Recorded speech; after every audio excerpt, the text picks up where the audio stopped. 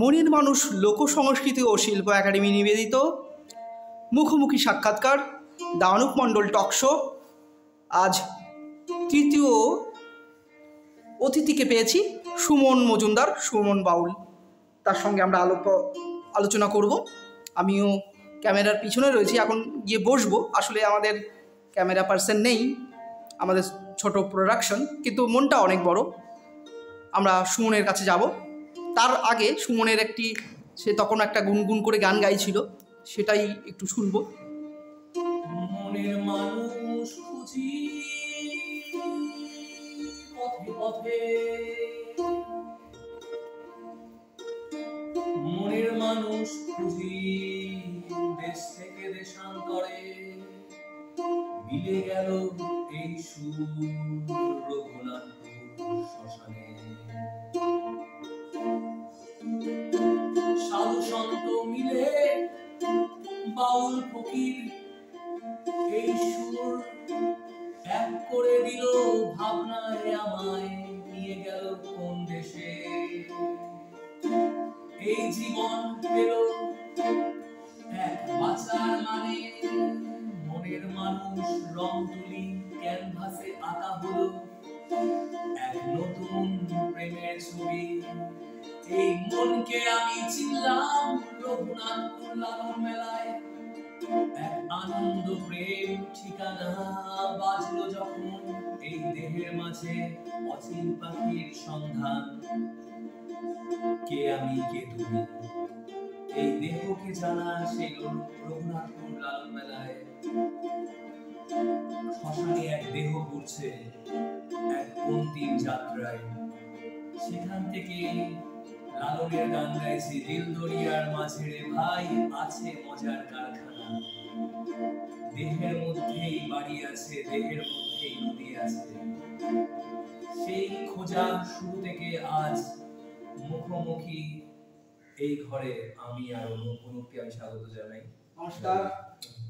এবার অ্যাকচুয়ালি বলি আবার ফরম্যাট যেটা কি, মনের মানুষ লোকসংস্কৃতি ও শিল্প একাডেমি দীর্ঘদিন ধরে কাজ করছে লোক আঙ্গিকের নানা মানুষকে নিয়ে ক্ষেত্র গবেষণা, বই পুস্তক প্রকাশনা, সিডি ক্যাসেট প্রকাশ করা এবং ইউটিউব প্রজেক্ট। আমাদের ইউটিউব প্রজেক্টের যে লেটেস্ট একটি প্রজেক্ট নিয়েছি সেটা হলো লোকসংস্কৃতি প্রকল্প, প্রজেক্ট অফ ফোকলুর, তারই একটি অংশ। মনের মানুষ লোকসংস্কৃতি ও শিল্প একাডেমি নিবেদিত মুখোমুখি সাক্ষাৎকার দানুক মণ্ডল টক শো। টক শোতে আসলে আমরা ইন্টারভিউ করি সেই সব বাউল ফকিরদের, সেই সব গুণী মানুষদের। ইতিমধ্যে দুটি ইন্টারভিউ করেছি, কবি শীতাংশু গোস্বামী এবং লালন সাধক কৃষ্ণপ্রভা বিশ্বাস। সেটাও মনের মানুষ একাডেমি ইউটিউব চ্যানেলে, এই চ্যানেলে পেয়ে যাবেন নিচের দিকে। এবার আমরা সুমনের সঙ্গে কথা বলবো, একদম ফর্মালিটি মেনটেন না করেই আমরা আলোচনা করবো তার শৈশবের কথা, সব কিছু, এবং বর্তমানের কথাও শুনবো। তো যেহেতু আমার বন্ধু, সেখানে আপনি আগে কথাটা আমার মানায় না, তুমি তুমি করেই বলবো। দর্শকদের কাছে ক্ষমা প্রার্থী, কারণ সে আমার বন্ধু। আমরা সহযোদ্ধা, লোক সংস্কৃতি নিয়ে দীর্ঘদিন কাজ করছি, লালন পরিক্রমা, বাউল চর্চা সবই হয়েছে। তো বেসিক যে প্রশ্নটা করি, যে আপনার শৈশব, মানে তোমার শৈশবের কথাটা বলো, যে কিভাবে তুমি বেড়ে উঠলে, কোথায় জন্ম, পড়াশোনা, এইসব যদি বল। শৈশবে আমার দিনগুলো কেটেছিল তাহিরপুর আমার মামার বাড়ি। ওখানেই আমার মামার বাড়িতে গানের চর্চা, আমার মামা ভালো ছবি আঁকতো, রং তুলি ক্যানভাস একটা, এই যে দেখা, আর মাসিরা খুব গান বাজনা করতো বা মাসিরা গিটার বাজাতো, এই যে দেখা শুনে বড় হলাম আমি। ক্লাস 1-2 পর্যন্ত আমি তাহিরপুর স্কুলে পড়তাম। এই যে দেখা আর শোনা, ওটাই আমার মধ্যে একটা ছোটবেলার একটা মানুষ স্পটে একটা ছবি দেখা আর শুনতে শুনতে আমার মধ্যে একটা ভাব, প্রেম, ভালোবাসা, ওখান থেকেই আমার জন্ম হয়েছিল সুর আর রং তুলি ক্যানভাসের প্রতি। অ্যাকচুয়ালি আমি অনেক পডকাস্ট শুনি এখন, যেটা খুব চর্চিত বিষয় পডকাস্ট, এটাও অ্যাকচুয়ালি সেই পডকাস্টেরই একটা রূপান্তর। সেখানে বলছে যে একটা শিল্পী বা একটা বড় মানুষের তার অতীতটা অর্থাৎ ছোটবেলায় তাকে বিল্ড করে, যে সে ছোটবেলায় কি শুনছে, কি গাইছে, কাদের সঙ্গে ওঠা বসা করছে, সেটা কিন্তু বড়বেলায় তাকে অনুপ্রেরণা যোগায়। বা আমিও জানতাম না, দর্শকদের বলি, আমিও জানতাম না যে দাদার বাড়ি মানে শৈশবে তাহিরপুরে কেটেছে। যাই হোক, তারপর রানাঘাটের জার্নিটা বলো। রানাঘাটে এলাম, রানাঘাটে এখান থেকে আবার স্কুলে পড়াশোনা হলো, বা কোন স্কুল? রানাঘাটে আমার এখানে আমাদের পাড়ায় স্কুল ছিল বুদ্ধি সংঘ প্রাইমারি স্কুল, সেখান থেকে আমি আবার ক্লাস 2-3 থেকে আবার পড়াশোনা হলো। তারপর হাই স্কুল আমি ইউসুফ স্কুলে পড়লাম ক্লাস 5 থেকে ক্লাস 12। তারপরে আমার চাকদা কলেজ। বাহ, তোমার কি অনার্স? না, আমার বিএ পাসে আমি পড়াশোনা করেছিলাম। তারপর এমএ তো মনে হয়? এমএ করিনি, আমি বিএ গ্র্যাজুয়েশন পর্যন্ত করেছি।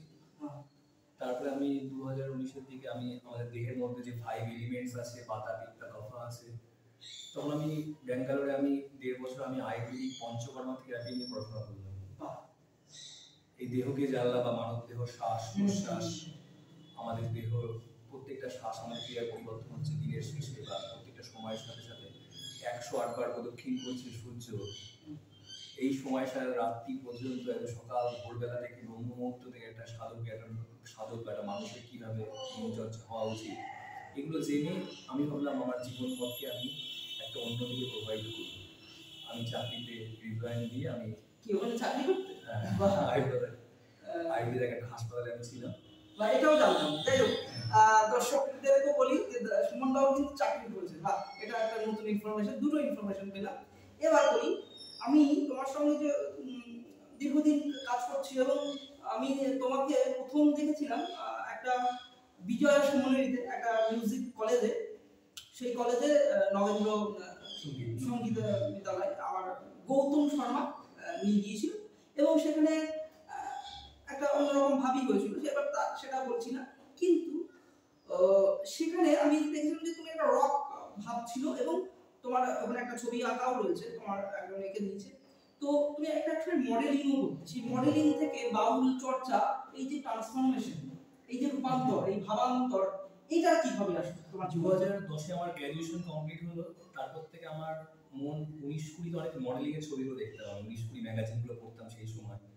আর সানন্দা ম্যাগাজিন, এই সময় অনেক ম্যাগাজিন দেখতে তো মডেলিং এর যে ছবি, তাদের যে এক্সপ্রেশন, তাদের একটা লুকিং, তাদের কিভাবে তাকাচ্ছে, বা এই মডেলিং কি একটা মানুষকে কিভাবে তার চেতনাকে একটা মডেলিং প্রেজেন্ট করা হচ্ছে, একটা আর্ট। সে কিভাবে দেখছে, মডার্ন আর্ট বলা হচ্ছে। একটা মানুষের দেহটাকে, এই যে একটা দেহটা দেখা, ওই দেখতে দেখতে আমার মনে হলো আমিও মডেলিং অ্যাক্টিং করব। তারপরে আমি কলকাতা এসএমবিআই তে আমি এখন অ্যাক্টিং মডেলিং শিখলাম। হ্যাঁ, সেই সব ছবি আমি ফেসবুকে দেখেছি। সম্রাট মুখার্জির কাছে উনি আমাকে একটা বারে প্রশ্ন করেছেন, তুমি তোমার ভিতরে কি ক্রেজি আছে, তুমি রাস্তায় দাঁড়িয়ে গান গাইতে পারবে, রাস্তায় দাঁড়িয়ে তুমি নাচ করতে পারবে? এই যে একটা প্রশ্ন করছে আমাকে, বা তুমি তোমার মধ্যে কি এই ম্যাডনেস আছে, তুমি তো চাইছো তুমি ফিল্মের দিকে ঢুকবে, তুমি ক্যামেরার সামনে দাঁড়াবে, কিন্তু ওই যে একটা শিক্ষক আমাকে ভাবাচ্ছে নতুন করে, তুমি রাস্তায় দাঁড়িয়ে গান গাইতে পারবে, রাস্তায় দাঁড়িয়ে তুমি রাস্তায় দাঁড়িয়ে তুমি কথা বলতে পারবে, রাস্তায় দাঁড়িয়ে তুমি কি ক্যামেরার সামনে কথা বলবে, রাস্তা তো একটা ফর্ম, রাস্তায় স্ট্রিট আর্ট বলছে যেটাকে করতে পারবে। এই যে একটা আমাকে ভাবিয়ে দিল আমার স্যার 2010-এর সময়। তারপর থেকে আমি রাস্তায় পথনাটক শুরু করলাম। রাস্তায় দাঁড়িয়ে কলকাতায় একটা গ্রুপে ছিল আমাদের সময়ের সাথে, গ্রুপ থিয়েটার। আমার পথনাটক খুব ভালো লাগতো, রাস্তায় দাঁড়িয়ে গান করা, রাস্তায় দাঁড়িয়ে কন্যা ভ্রূণ হত্যা, শিশুভূমি বন্ধ, এবং প্রতিবাদ। এই যে প্রতিবাদগুলো করতে করতে আমার ভেতরে আমার এই পথটাকেই মনে হয় পরিবর্তন করতে হয়।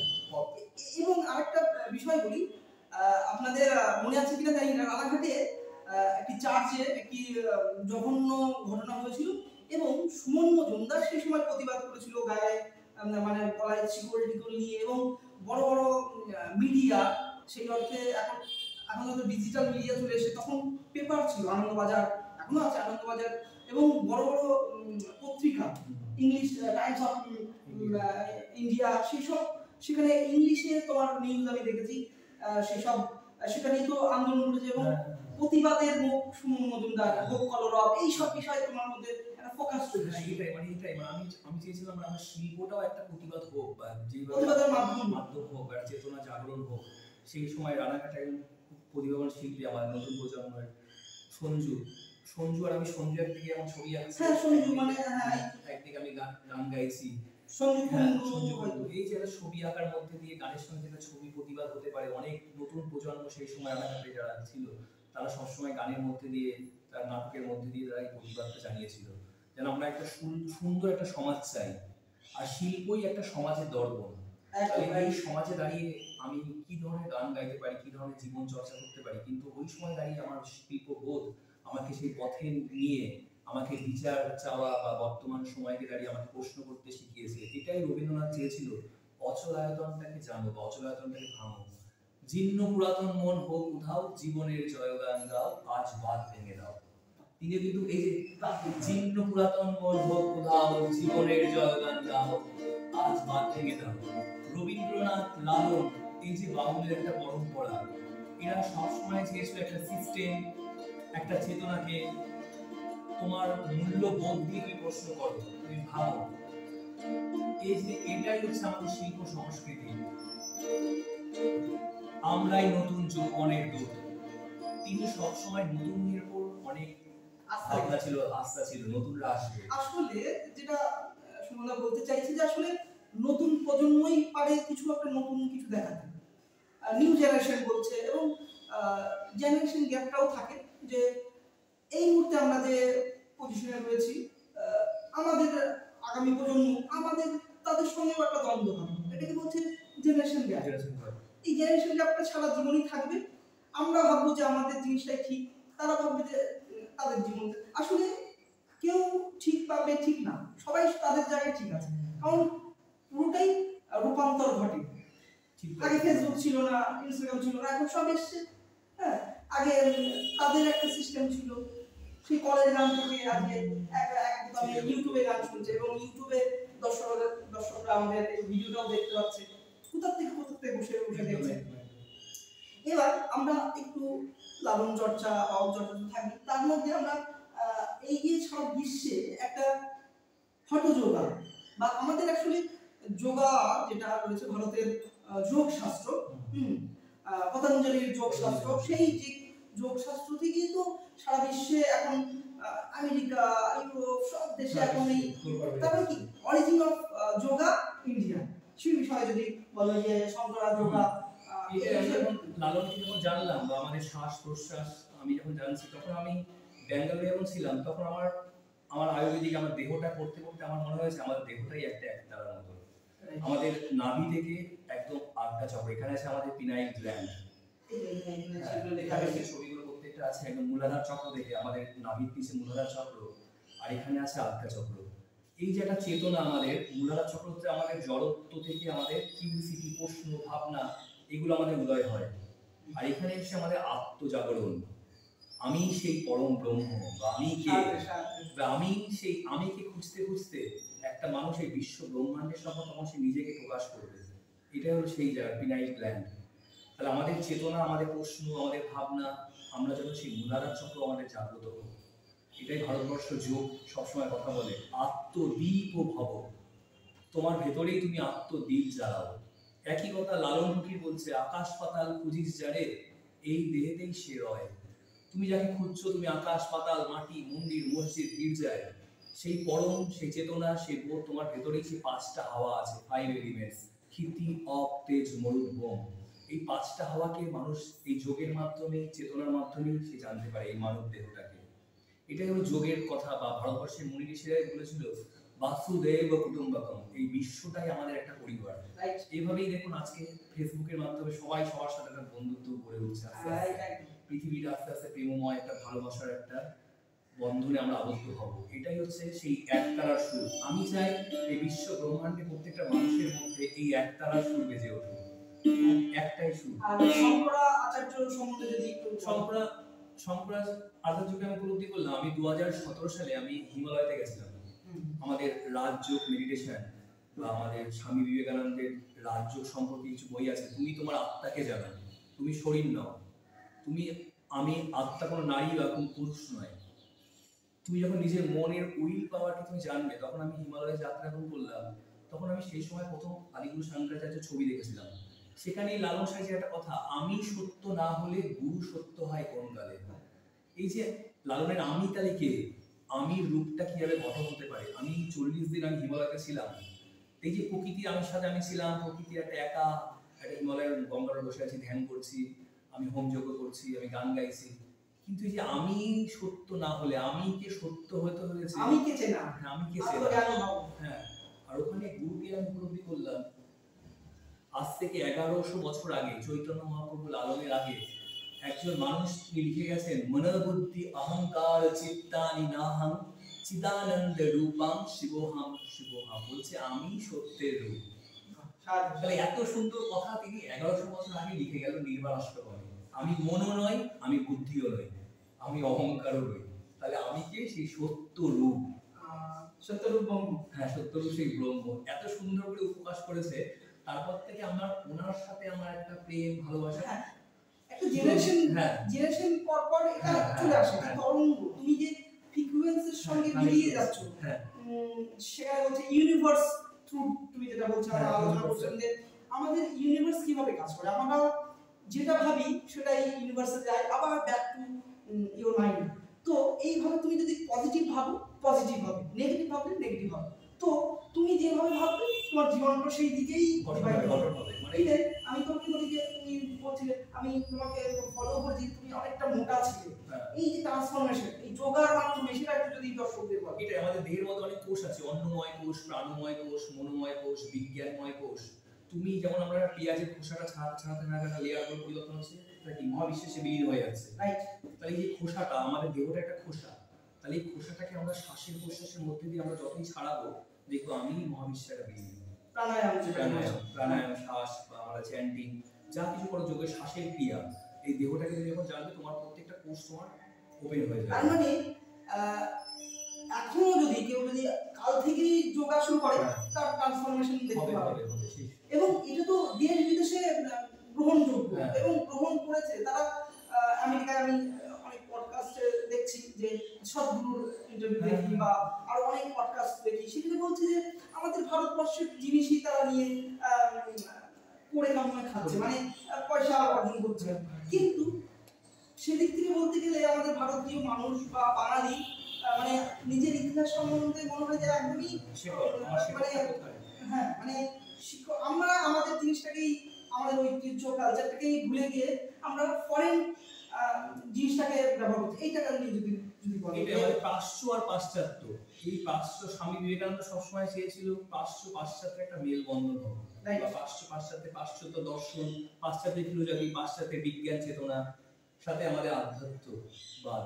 আসলে আরেকটা আমি একটু বলি যে আমাদের ভারতবর্ষের যে মূল ধারা বা আমাদের যে জাগরণ, সেটা কিন্তু আধ্যাত্মিক চেতনা।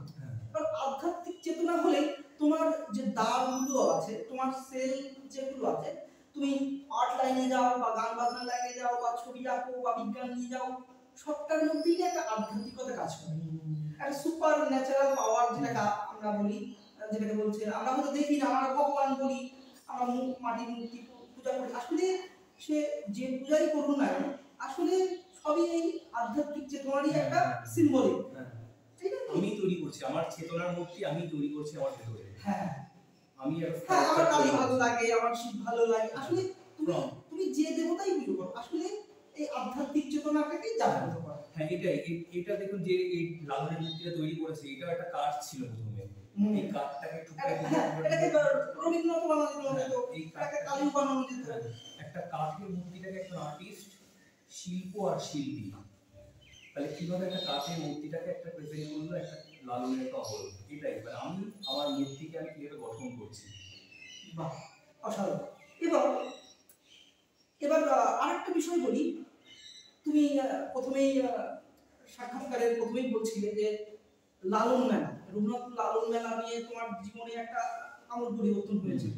সেখানে আমি দেখেছিলাম 2016 সালে বলছে যে একদিকে চিতাতে একটা শব্দেহ ঘুরছে এবং মঞ্চে তুমি গান গাইছো, এবং লালন ফকির তোমার জীবনে কিভাবে আসবে এটা যদি খোঁজা। আমি যখন প্রথম কারোর সাথে গান শুনছিলাম, অচিন পাখি খাঁচার ভেতর অচিন পাখি কেমনে আসে যায়, খাঁচার ভিতর অচিন পাখি কেমনে আসে যায়। এই দেহটাই একটা খাঁচা, দেহটাই একটা 206টা হাড়, 206টা হাড়ের মধ্যে একটা শ্বাস প্রশ্বাস সবসময় আমরা অক্সিজেন আর কার্বন ডাই অক্সাইড, এই বিশ্ব পরিবেশ ব্রহ্মাণ্ডের সাথে আমাদের দেওয়া নেওয়া, সে পাখিটা আসছে আর বিলীন হয়ে যাচ্ছে। এই পাখিটাকে জানতে জানতে যখন শুনলাম আবার গান, দিল দরিয়ার মাঝে রে ভাই আছে মজার কারখানা, এই যে একটার পর একটা সঙ্গীত আমি শুনছি সেই সময়, আর আমি হারিয়ে যাচ্ছি নিজেকে জানতে, নিজেকে খুঁজতে খুঁজতে।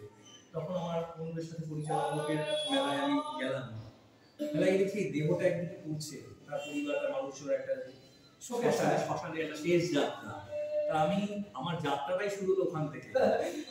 তুমি বলেছিলে যে তুমি আমাকে মানে উৎসাহ নিয়ে বলেছিলে যে কি দেখছি, তো এটা কি আমাকে যেদিকে চিতায় আগুন হচ্ছে, বেলিহাম শিকা, এদিকে গান বাজনা, মানুষের কোলাহল, সেখান থেকে আবার একটা মানুষ শিল্পী গান গাচ্ছে। তারপরে প্রকৃত অর্থে যদি বলতে হয় যে তুমি লালন লালন করছো বা বাউল চর্চা করছো, সেটা কিন্তু ওই 2016 সালেই ট্রান্সফর্ম হলো লালন লালন হয়ে গেছে। বা এটা আমার চেতনা জাগ্রত হয়ে গেছে। তাহলে এই দেহটা তাহলে কি, না পৃথিবীতে আমার কি থেকে যাচ্ছে, বা পৃথিবীতে আমার এক্সিস্টেন্স কি, বা আমি কোন সুর কোন কথা আমার বোধ কিসের সাথে লয় হচ্ছে। এই যে শব্দটা আমার হচ্ছে এখানে, কে কথা কয় রে দেখা দেয় না, তাহলে ভেতর থেকে এই শব্দটা হলো, আমার ভেতর থেকে এই শব্দটা আসছে, তাহলে এই ফর্মটা কে কথা বলছে ভেতর থেকে, সেই শব্দের রূপটা কি? স্বামী বিবেকানন্দই বললো ভয়েস উইদাউট ফর্ম। তুমি আমাকে কখনো দেখতে পারবে না, কিন্তু তুমি আমাকে অনুভব করতে পারবে।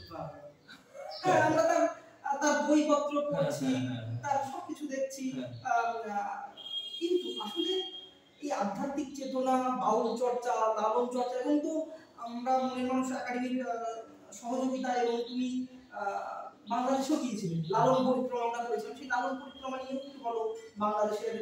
তারপরে তো তুমি দ্বিতীয়বার আমরা করেছিলাম যে একদম মাস্টারদা সূর্য সেন, এই সব বিষয় নিয়ে একটু বলো। মানে আমার একটা সময় কি আমার মনে হলো বাংলাদেশের সাথে আমি সহজ মানুষ ভোজে দেখনারে মন দিব্য জ্ঞানী পাবিরে অমূল্য নিধি বর্তমানে। এর আগে অনেকবার বাংলাদেশে কিন্তু এই লালন পরিক্রমা ভাবনাটাই হলো সহজ মানুষ। তাহলে আমার কাছে একজন বিপ্লবী সহজ মানুষ হয়ে উঠলো মাস্টারদা সূর্য সেন, প্রীতিলতা ওয়াদ্দার। এই যে একটা মানুষ, আমি ইতিহাস যখন বই পড়তাম বা তাদের হস্তাকার লুণ্ঠন, তখন আমার মনের মধ্যে ওই মানুষটার চিন্তা ভাবনা আদর্শ আমাকে ভাবিয়েছিল। তখন এই লালনের যখন বাণীটা শুনলাম সহজ মানুষ, তখন আমি নদিয়ার চৈতন্যের ভূমি থেকে আমরা গান গাইতে গাইতে সবাই আমরা একসাথে গেছিলাম। সেখান থেকে আমি যাত্রা শুরু করলাম। আমার 21 দিনে ভারত আর বাংলাদেশের যত বাউল ফকির আছে সবার সাথে সঙ্গ করে আমি 21 দিনের মাথায় আমি চট্টগ্রাম পৌঁছালাম। চট্টগ্রামে পৌঁছে আমি ওখানকার মানুষের সাথে মিললাম। বাংলাদেশের অমুকের অনেক পরিবার আছে, তার পিসি ছেলে। হ্যাঁ, এবার এবার এবার বিষয়টা, এবং তো আমি একটা ব্যানার করে দিয়েছিলাম, সেই ব্যানারটাও তো তুমি ওখানে ওই চট্টগ্রামে মাস্টারদা সূর্য সেনের যে বাড়িটা আছে ওখানে, ওটা এখন দাতব্য চিকিৎসালয় হয়ে গেছে।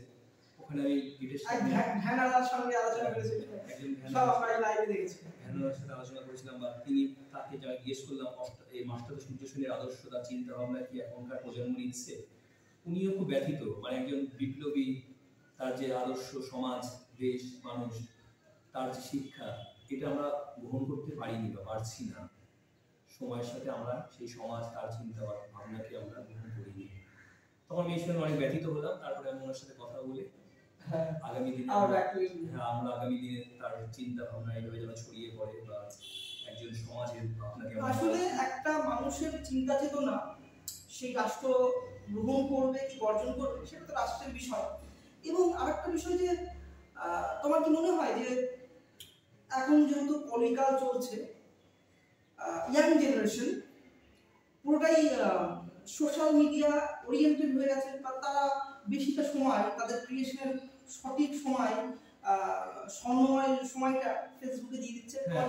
এটাই, মানে আমরা সবকিছু একটা আনন্দটা আমাদের এই ফোনের মধ্যে উপলব্ধি করছি। একটা ফোনের মধ্যে একটা ভাইব্রেশন আমার সবসময় একটা হাতের তালুর মধ্যে থাকছে, আর যখন আমরা ফোনটাকে দেখছি আমার এই প্রিনাইট গ্ল্যান্ড আমার আনন্দ পাচ্ছে। আমাদের ব্রেন থেকে একটা ডোপামিন বলে একটা হরমোন আছে, এই ডোপামিন হরমোন আমাকে আনন্দ দিচ্ছে। আমরা গাছের দিকে তাকাতে বা গাছ লাগাতে বা আমরা এই পরিবেশের জগৎকে দেখছি না, আমরা এই ফোনের মধ্যেই আমাদের এই ডোপামিন হরমোন নিঃসরণ হচ্ছে, আমরা আনন্দ পাচ্ছি। দিনের শেষে আমরা ক্লান্ত হয়ে যাচ্ছি, আমাদের ব্রেন গুলো আস্তে প্রত্যেকটা সেল গুলো ড্যামেজ হয়ে যাচ্ছে।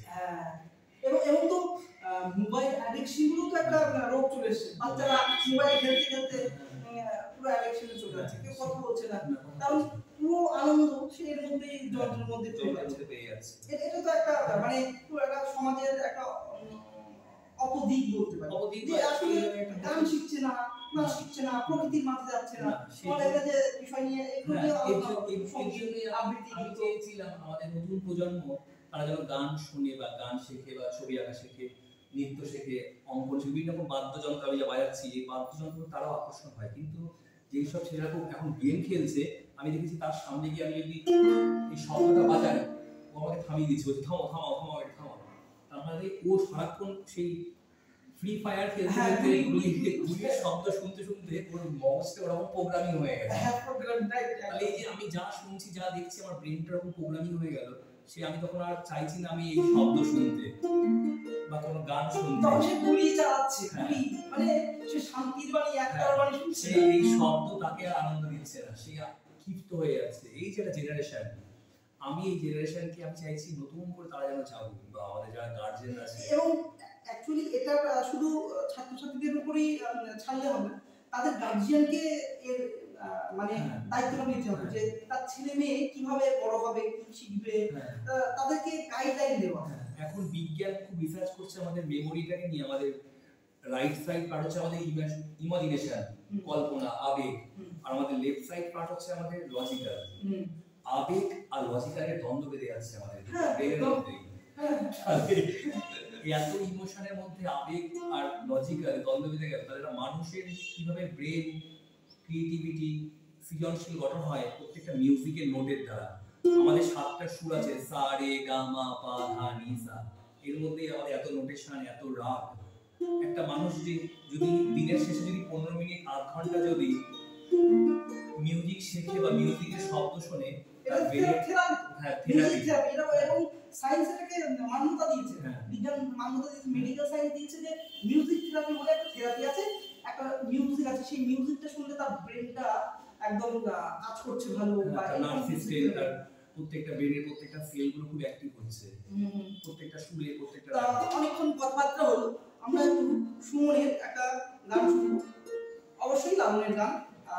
সুমন গান করতে লাগলো, আমি একটু মোবাইল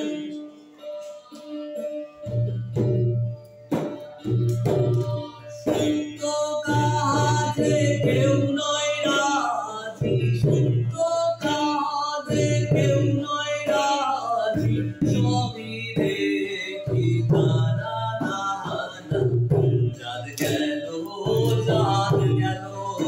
রে কি আজ কারখানা, যাদ গেল বলে।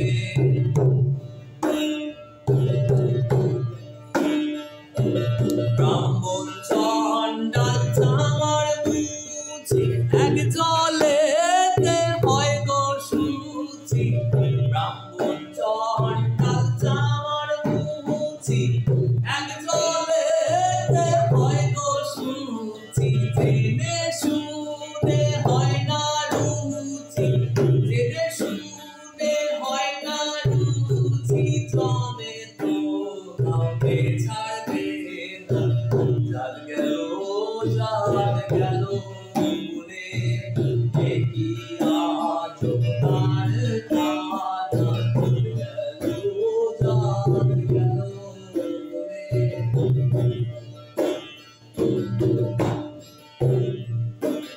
আসবার কালে কি যাচ্ছিলে, এসে তুমি কি তার হলে, আসবার কালে কি যাচ্ছিলে, এসে তুমি কি তার হলে, কি যাত যাবার কালে সে কথা ভেবে বলো না, যাদ গেল বলে কি আজ কারখানা, যাদ গেল বলে।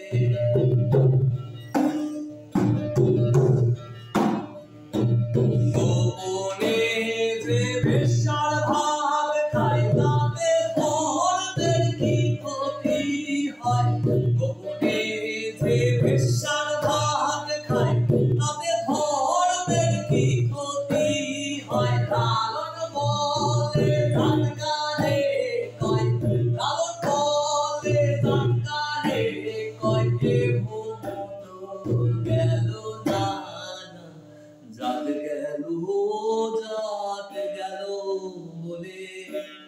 একই আজব কারখানা। অসাধারণ। আসলে মনের মানুষ লোক সংস্কৃতি ও শিল্প একাডেমি দীর্ঘদিন ধরে লোক সংস্কৃতি, বাউল, ফকির এবং বাংলার যে ঐতিহ্য লোক সংস্কৃতি, বাংলার গৌরব, লোকসঙ্গীত এবং মাটির গান ভরায় প্রাণ, লোকগানের আসর, লোক সংস্কৃতি প্রকল্প এইরকম, এবং সর্বোপরি রঘুনাথপুর লালন মেলা, এবং এই যে লোক সংস্কৃতির সঙ্গে কাজ করে চলেছে। আপনারা স্বল্প পরিসরে আমাদের সুমন বাবুর সম্বন্ধে একটু একটু আভাস পেলেন। এরপরেও হয়তো আমরা আরো বড় প্রজেক্ট করব, সেখানে 1 ঘন্টার ইন্টারভিউ করব, সেখানে আরো অনেক কিছু এক্সপ্লোর করব। তো সুমন বাবুকে বলবো যে আজকে যে এই যে ছোট্ট পরিসরে একটা মুখোমুখি সাক্ষাৎকার করলাম, এবং তোমাকে কদিন আগে আমি ফোন করেছিলাম যে একটা গান দরকার, এবং তুমি বললে যে পাই ইউনিভার্সের মাধ্যমে যে সকালবেলা আমি দীর্ঘ 6 কিলোমিটার সাইক্লিং করে আসলাম, এইসব নিয়ে যে মানুষ যেটা চায় সেটা যদি মন থেকে চায় পেয়ে যায়, এইসব বিষয় নিয়ে একটু এটা হলো ল অফ অ্যাট্রাকশন। এই ব্রহ্মাণ্ডে আমি কি চাইছি বা আমার সাথে কোন মানুষের আকর্ষণটা বেশি, কেন আকর্ষণ।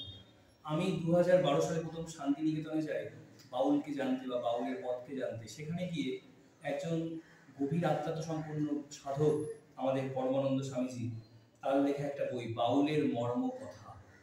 এই যে বাউল, আমাদের বা-উল, যিনি আমাদের দেহের যে বায়ুটাকে যে ঊর্ধ্বগামী করছে, তার যে সাধনা, তার যে পথ, তার যে সত্য নিদর্শন, এই যে আকর্ষণ, আমি কিন্তু ওনার একটা নিদর্শন বা ওনার বইটা আমি পেয়েছি বা ওনার সঙ্গে সঙ্গ করেছি।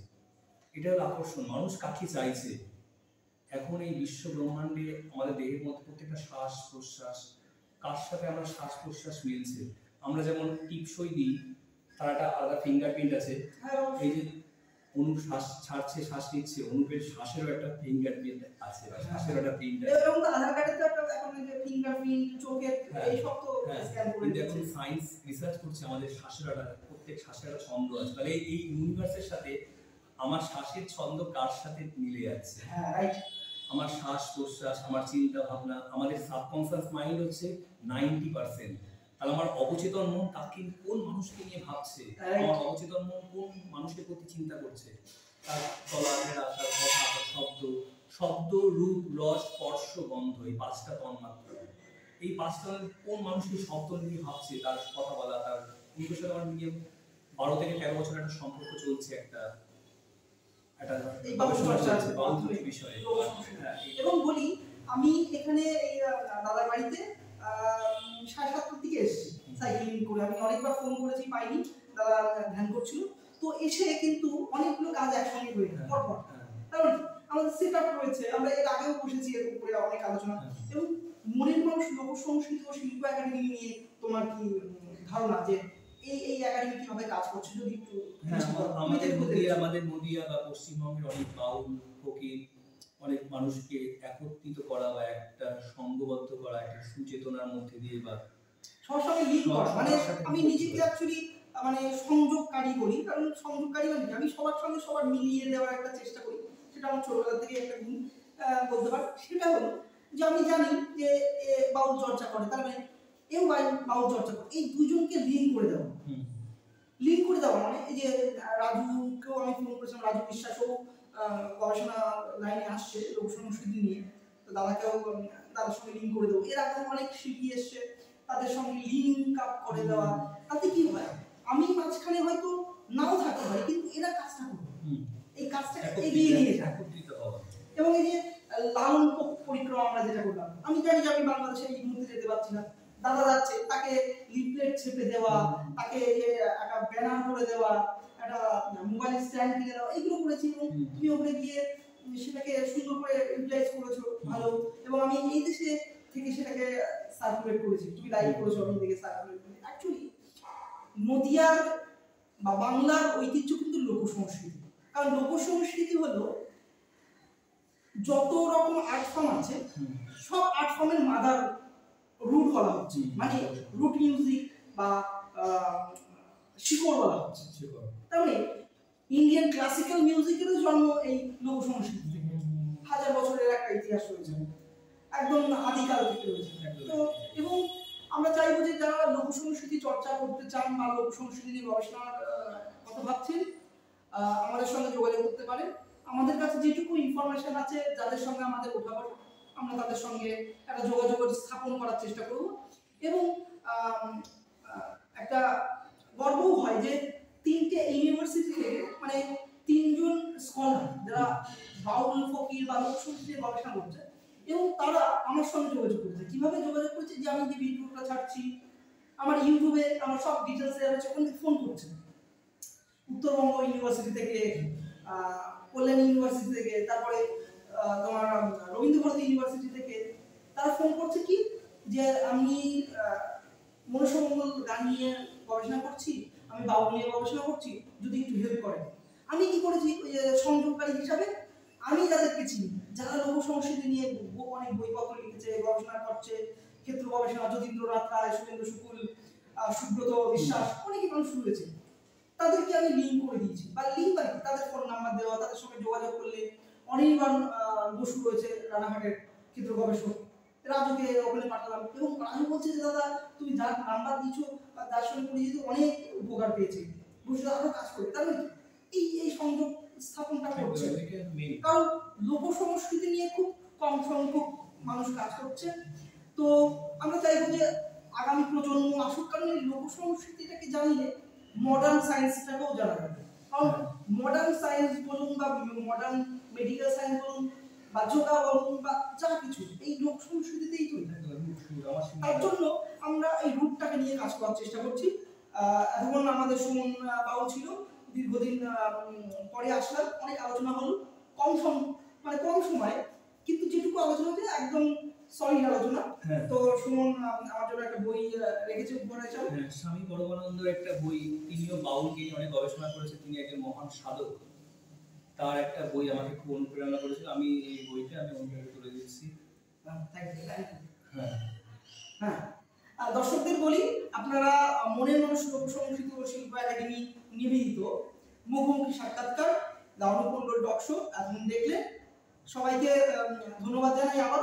এবং যারা দেখছেন, যেখান থেকে দেখছেন, ভারত হোক, বাংলাদেশ হোক, যে কোনো দেশ থেকে দেখতে পারেন, কমেন্ট করে যাবেন যে দেখলেন, তাহলে আমরাও পরে ফিডব্যাক দিতে পারবো যে হ্যাঁ আমাদের ভিডিও এই দেশের মানুষ দেখলো, এবং তারা আমাদের সঙ্গে কানেক্ট করতে পারেন, এবং ফোন নাম্বার রয়েছে, সব যোগাযোগ করতে পারেন। এবং আগামীতে লোক সংস্কৃতি নিয়ে আরো কাজ করার ইচ্ছা রয়েছে। সবাইকে ধন্যবাদ, এবং ভিডিওটা সবাই শেয়ার করবেন, এবং চ্যানেলটা অবশ্যই সাবস্ক্রাইব করে দেবেন। ধন্যবাদ। তুমি একটু গানের রবীন্দ্রনাথের গান দিয়ে আমরা শেষ করবো।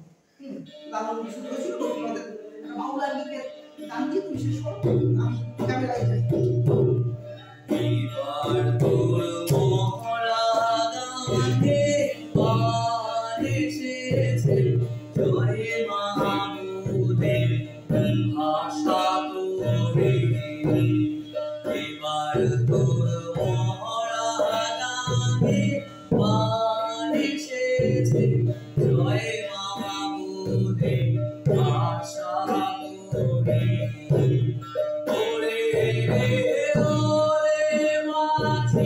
কোথায় মাঝি প্রাণ মনে ভাই লাগবে আজি। ওরে ওরে মাঝি, কোথায় মাঝি প্রাণ মনে ভাই লাগবে আজি। ওরা সবাই মিলে পরীক্ষা দেবে, সবাই মিলে পরীক্ষা দেবে, তুলে ফেলে সব দলাদলি। এবার তোর মহড়া গানে গান এসেছে, জয় মাহমুদের ভাষা তোরে।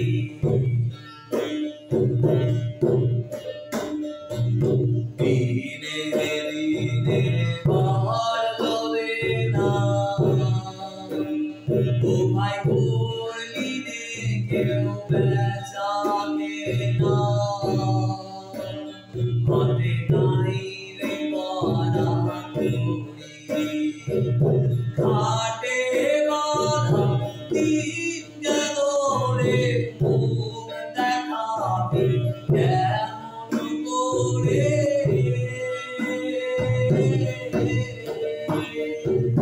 ঘাটে বাঁধা দিন গেল রে, মুখ দেখাবে কেমন করে।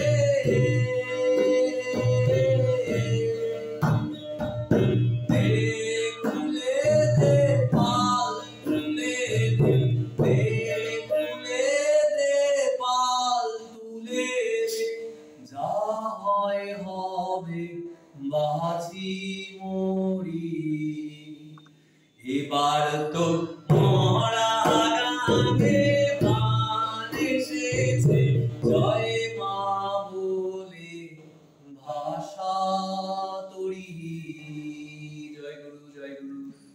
মনের মানুষ লোকসংস্কৃতি ও শিল্প একাডেমি নিবেদিত মুখোমুখি সাক্ষাৎকার the Anup Mondal talk show শেষ হলো। আপনারা দেখতে থাকুন আমাদের এই চ্যানেল মনের মানুষ একাডেমি ইউটিউব চ্যানেল। ধন্যবাদ।